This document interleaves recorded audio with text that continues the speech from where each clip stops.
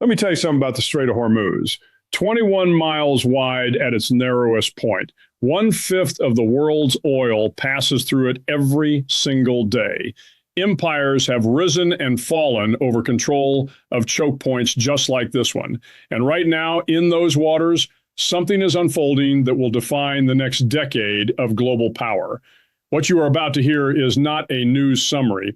It is a masterclass in what happens when a nation mistakes patience for weakness and miscalculates the resolve of the most powerful military force this world has ever known. Stay with me until the end, because the full picture, the economic strangulation, the seized tankers, the oil spilling into the sea, tells a story about desperation that most people are completely missing.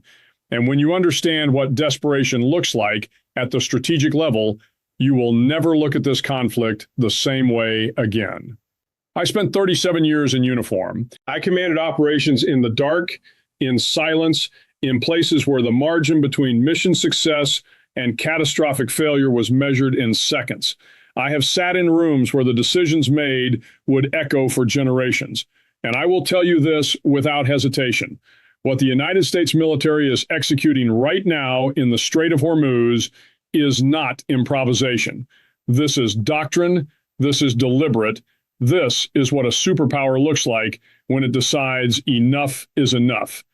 The blockade, the airstrikes, the disabled tankers, none of this happened by accident.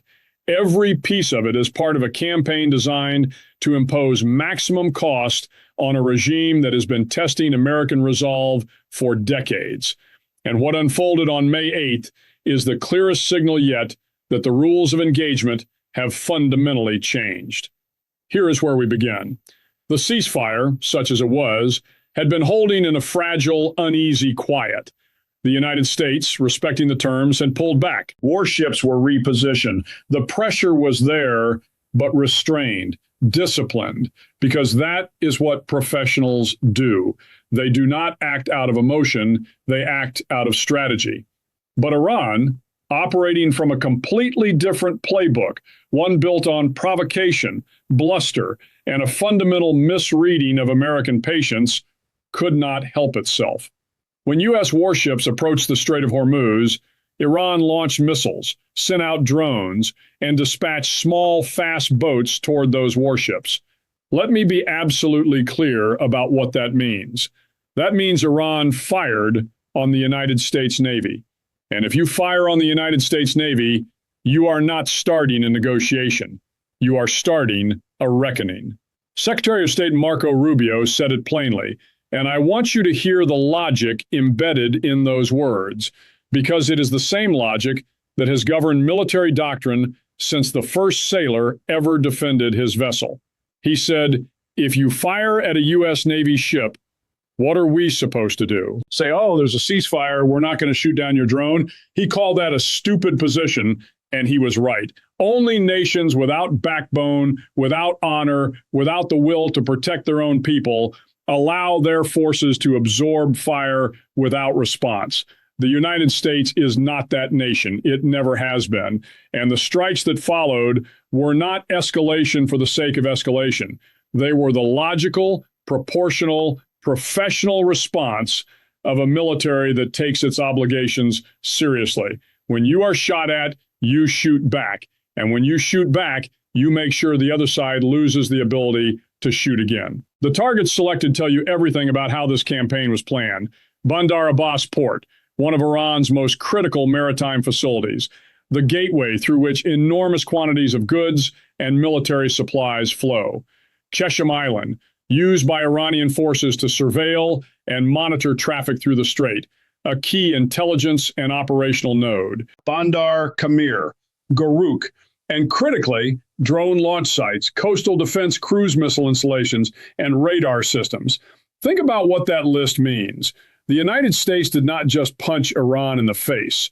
The United States reached in methodically and removed Iran's ability to reach back. Drone sites, gone. Missile depots, gone. Radar eyes blinded. The Iranian military's capacity to threaten ships in that corridor was systematically, surgically reduced. That is not a reaction. That is a campaign. and it was executed with the kind of precision that only comes from years of planning, preparation, and professional excellence. Now, what comes next in this story will force you to confront a question that most people in the media are completely avoiding.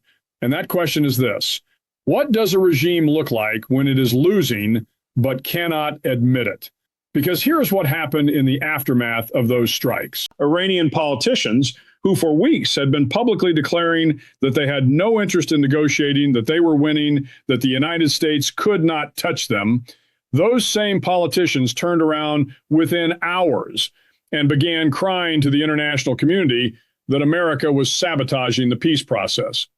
The Iranian foreign minister posted a statement saying, "Every time a diplomatic solution is on the table, the U.S. opts for a reckless military adventure."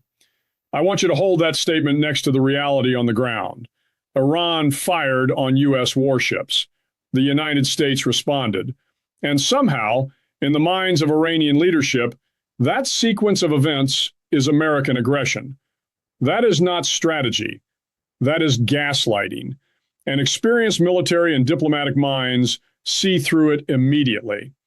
There is a concept in military strategy called information dominance.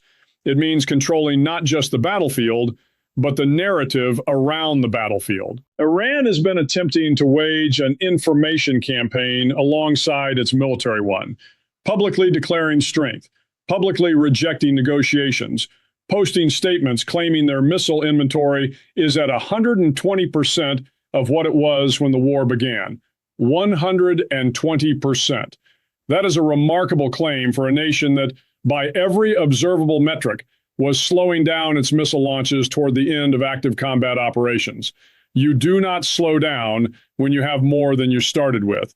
You slow down when you are rationing. You slow down when the cupboard is getting bare and you know it. Actions, in warfare as in leadership, always tell a more honest story than words. And the actions of the Iranian military tell a story of depletion, adaptation under constraint, and a desperate attempt to project power that is quietly eroding.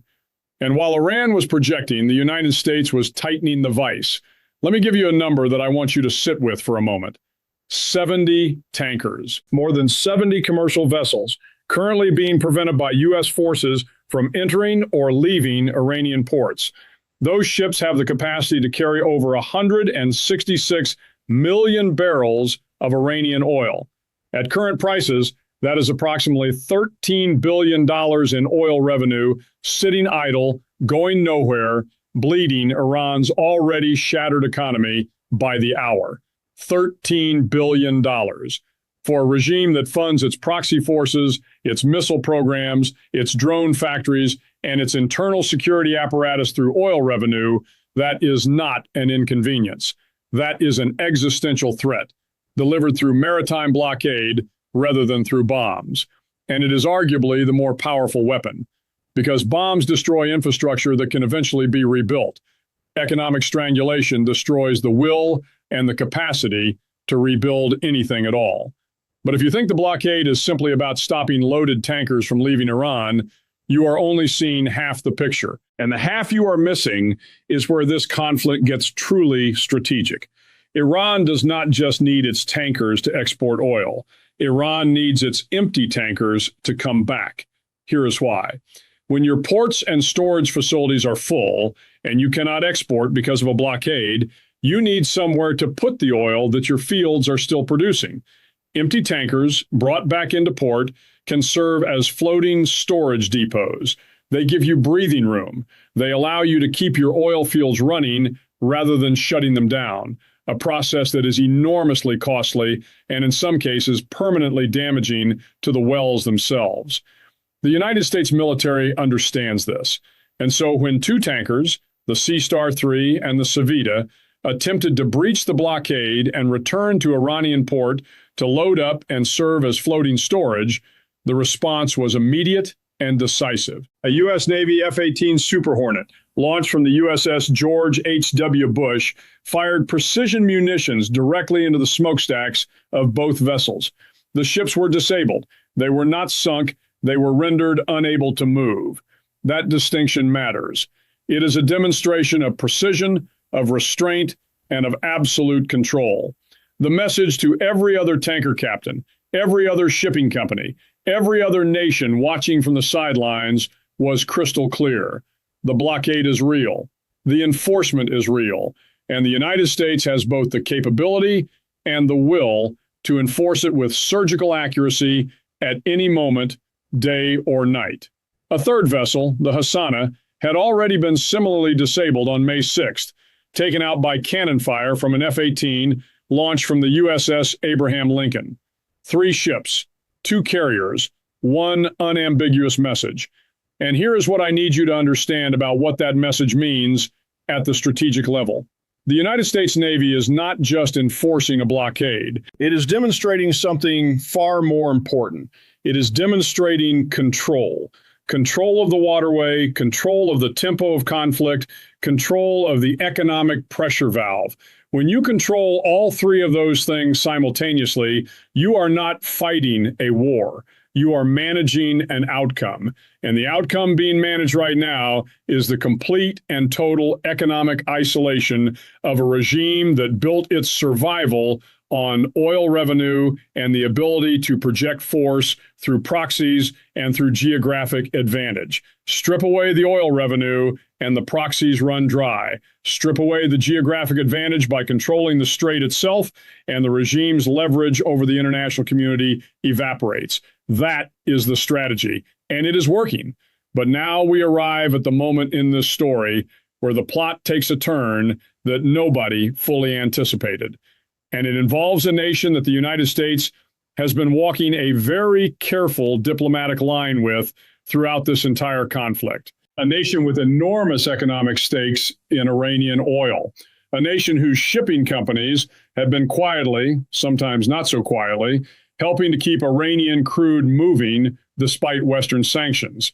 I am talking about China. And what happened in the Strait of Hormuz involving Chinese vessels in the past 48 hours has the potential to reshape the entire diplomatic architecture of this conflict in ways that neither Washington nor Tehran fully predicted. Iran attacked an oil tanker, a routine act of aggression in a waterway that has seen dozens of such incidents, except this time the tanker was Chinese.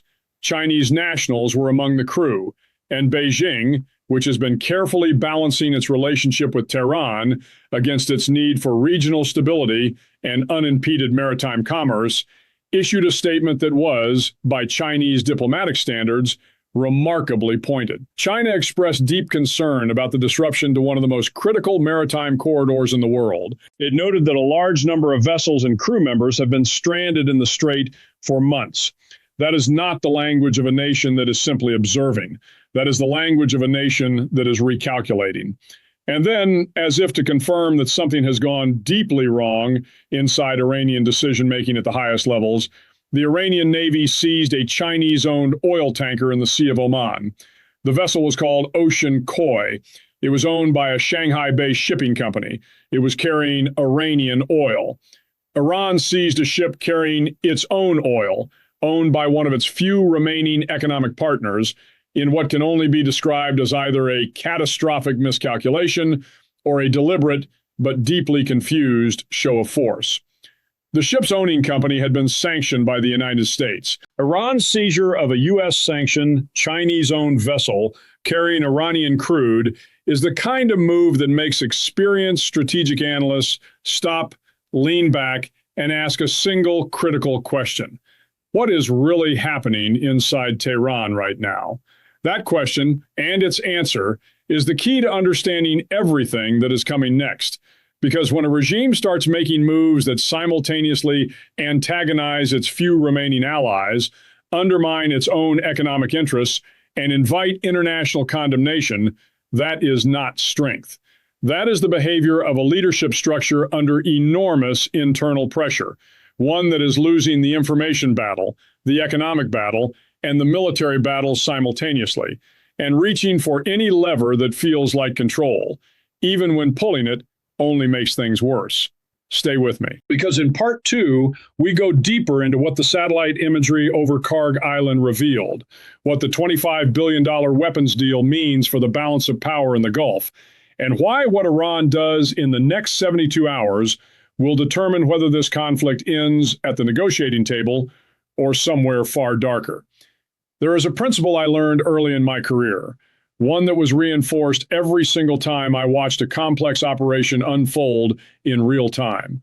Pressure, sustained and compounding, eventually forces a reaction, and the nature of that reaction tells you more about your adversary than any intelligence report ever could. What you are about to see, as we examine the full picture of what is unfolding in and around the Strait of Hormuz, is a regime under pressure so severe that its reactions have begun to contradict its own interests. And when an adversary starts working against itself, when its moves on the board begin to cancel each other out, you are witnessing something that every commander recognizes immediately. You are witnessing the beginning of strategic collapse. Not the end, not yet, but the beginning. And if you understand what that looks like, you will understand exactly what is at stake in the hours and days ahead.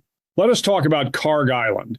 If you are not familiar with that name, you need to be, because Karg Island is arguably the single most important piece of real estate in Iran's entire economic architecture. Roughly 90% of all Iranian oil exports flow through the terminal on that island. 90%. That is not a choke point. That is the jugular. And satellite imagery reviewed by Reuters has now detected what analysts are describing as a suspected major oil spill extending approximately 45 kilometers west of Karg Island's export hub. 45 kilometers of oil spreading across the surface of the Gulf. The cause officially remains unknown, but let me give you the framework through which any experienced operational mind would interpret that image. Iran is running out of storage capacity. The blockade has prevented loaded tankers from leaving. The campaign to disable inbound empty tankers has prevented Iran from creating floating storage. The oil fields are still producing because shutting them down is costly, technically complicated, and economically devastating in ways that extend far beyond the immediate crisis. So the oil has nowhere to go. And when oil has nowhere to go, one of two things happens. Either you shut in the wells, accepting enormous long-term damage to your production capacity, or you release the pressure some other way. A spill of that magnitude, in that location, at this precise moment in the conflict, is not something any analyst with a clear head should dismiss as coincidence. Whether it was deliberate or accidental, it is a symptom. It is the physical manifestation of an economy being strangled, of infrastructure under strain, of a regime that is running out of options and running out of time. And time in this conflict is the variable that matters most. Because while Iran is hemorrhaging oil revenue by the hour, watching its storage capacity overflow, seeing its tankers disabled before they can even reach port, the other side of this equation is moving in the exact opposite direction. Secretary of State Marco Rubio has just approved $25 billion in emergency weapons sales to Bahrain, Israel, Kuwait, Qatar, and the United Arab Emirates. $25 billion. That is triple the $8.6 billion that was initially disclosed. And the centerpiece of that package is Patriot missile interceptors, the most battle-tested, operationally proven air defense system in the American arsenal. The message embedded in that arms deal is not subtle. It is a declaration made in the language of hardware and contracts that the United States is not preparing for a short-term engagement. It is building the defensive architecture for a long-term strategic posture in the Gulf.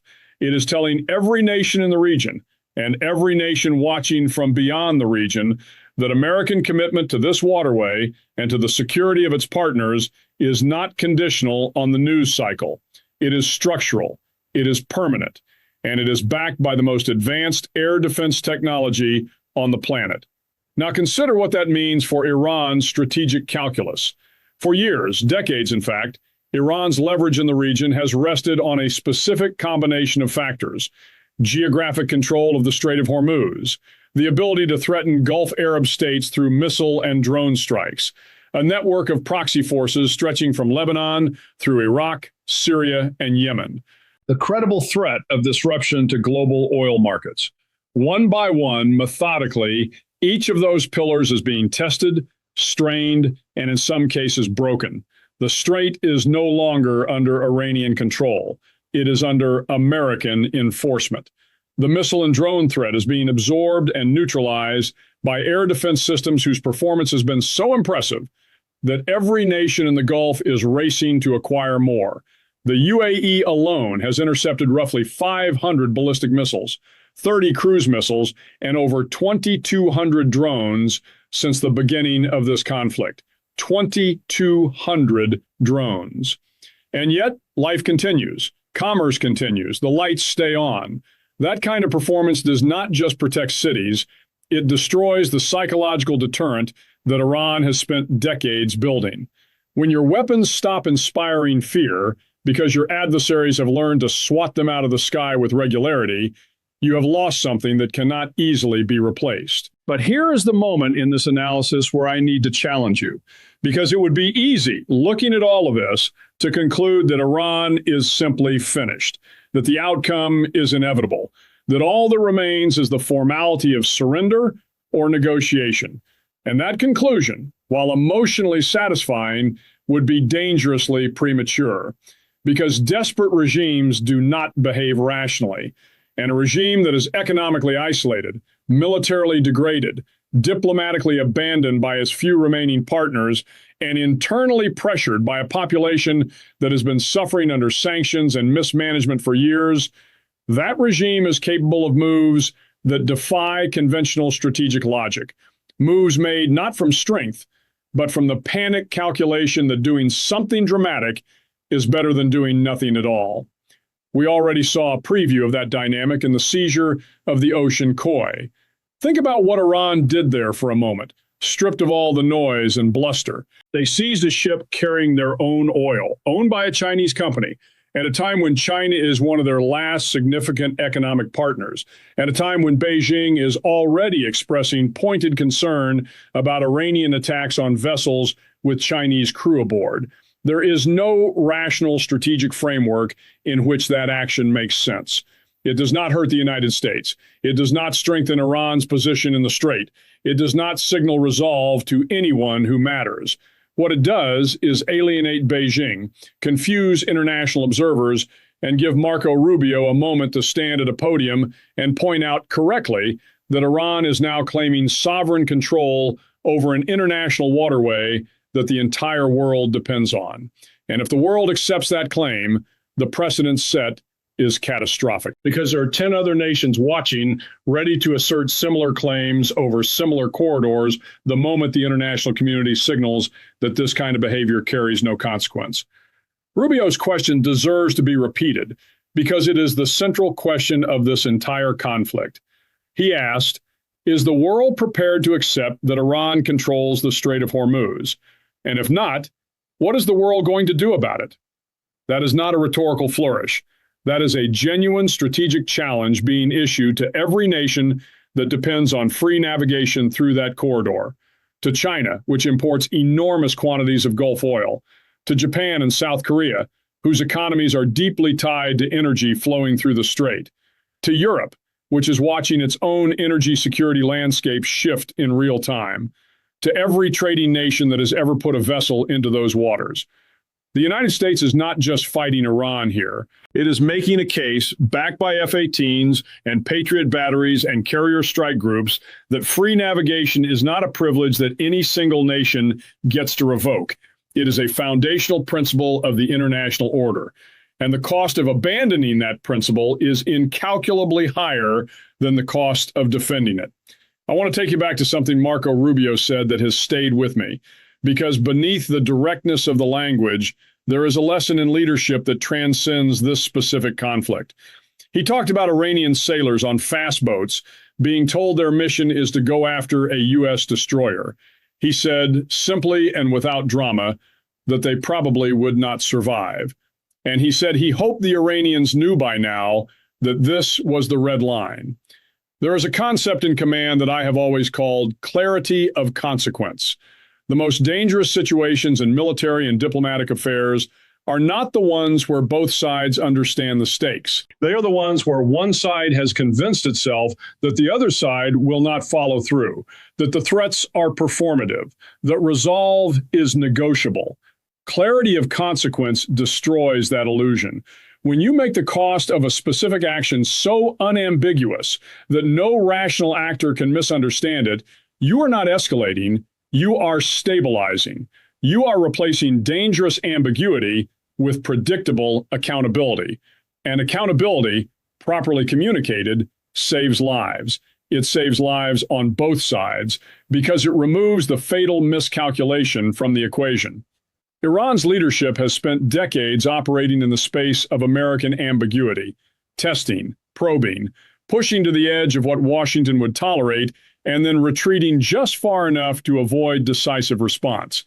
That playbook worked, to varying degrees, across multiple administrations because the consequences were never made sufficiently clear, sufficiently early, sufficiently certain. What is different now, what the events of the past several days in the Strait of Hormuz demonstrate with absolute clarity, is that the ambiguity has been removed. You fire on a U.S. ship, you get hit. You try to run the blockade, your tanker gets disabled. You launch drones during a ceasefire, your drone sites get eliminated. The rules are simple. The enforcement is consistent, and the capability to enforce is overwhelming and on full display. That is not aggression. That is what deterrence looks like when it is functioning correctly. Now, let us talk about the population inside Iran, because no analysis of this conflict is complete without accounting for the human dimension. The Iranian people have been living under the weight of sanctions, economic mismanagement, and authoritarian governance for decades. The currency has been devastated. Inflation has gutted the purchasing power of ordinary families. The regime has spent its oil revenue not on building the country, but on funding foreign adventures, proxy wars in Yemen, Syria, Lebanon, Iraq, while its own citizens stood in line for basic goods. And now, with the blockade tightening, with oil revenue collapsing, with the tanker fleet immobilized, the pressure on ordinary Iranians is about to intensify in ways that will be felt in every household, in every marketplace, in every conversation happening behind closed doors across that country. History tells us what happens when populations reach the breaking point. It does not always happen quickly, and it rarely happens neatly, but it happens. And the regime in Tehran knows it, which is why the information campaign, the proclamations of 120% missile capacity, the theatrical seizure of a Chinese-owned tanker carrying Iranian oil, all of it is directed not just outward at the international community, but inward, at a population that is being asked to believe that their government is winning a war that by every measurable indicator it is losing. The final piece of this picture is the one that ties everything together, and it is the oil spill near Karg Island, because that oil spreading across 45 kilometers of Gulf water is not just an environmental catastrophe. It is a symbol. It is what happens at the intersection of military pressure, economic desperation, and infrastructure pushed beyond its limits. Whether it was deliberate or accidental, it represents the moment when the internal pressure of a blockaded, isolated regime begins to leak outward into the physical world. You cannot hide a 45-kilometer oil slick. Satellites see it. The world sees it. And every government, every shipping company, every energy market analyst who looks at that satellite image is drawing the same conclusion that any seasoned strategic mind draws when they see it. Iran is not in control of the situation. Iran is reacting to the situation, and there is an enormous difference between those two things.